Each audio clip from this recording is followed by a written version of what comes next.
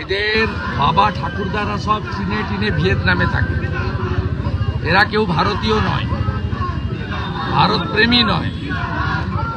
যখনই ভারতবর্ষ এই ধরনের সংগ্রামে অবতীর্ণ হয়েছে ভারত সরকার বা ভারতীয় আর্মি, তখন এদের মাথায় কার্ল মার্কস, লেনিন, হো চি মিন, মাও সেতুং এরা তখনই কিলবিল করে জেগে। এরা গোমতী থেকে গোদাবরী আলাদা ভারতবর্ষ চায়, ভারতবর্ষের সংবিধান মানে না। এরা স্বামী বিবেকানন্দের মূর্তি চীনে বসাতে দেয় না। এরা নেতাজিকে তোজর কুকুর বলে, এরা রবীন্দ্রনাথ ঠাকুরকে বুর্জুয়া কবি বলে। কোনো রাজ্যে বেরোতে পারে না বিজেপি আছে বলে। এই রাজ্যে এদের বন্ধু মমতা আছে বলে এরা মিছিল করতে পারে।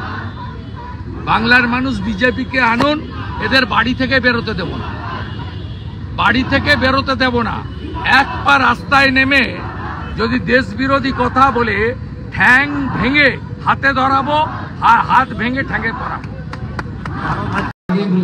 মুখ্যমন্ত্রী অনেক পরে ঘুম ভেঙেছে। আমরা প্রথম দিন থেকে ডে 1 থেকে কাছে আছি। আমাদের এক্স এমপি অর্জুন সিং গেছেন, ওনার বাবা আমার সঙ্গে কথা বলেছে।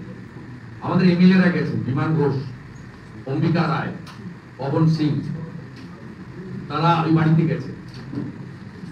আমরা প্রত্যেক দিন যোগাযোগ রেখেছি। আজকে সকালেও ডিজিপিএসএফ এর সঙ্গে আমার কথা হয়েছে এবং আমি ওটা কনফার্ম করে দিয়েছি আমাদের যুব নেতা হরি মিশ্রর মাধ্যমে যে বিএসএফ অ্যাসিওর করেছে ডিজি আমাকে যে অ্যাজ আর্লি অ্যাজ পসিবল তাকে ফিরিয়ে আনা হবে এবং ওনারা সম্পর্কে আছেন, উনি সুস্থ আছেন, ওনার কোনো শারীরিক সমস্যা নেই।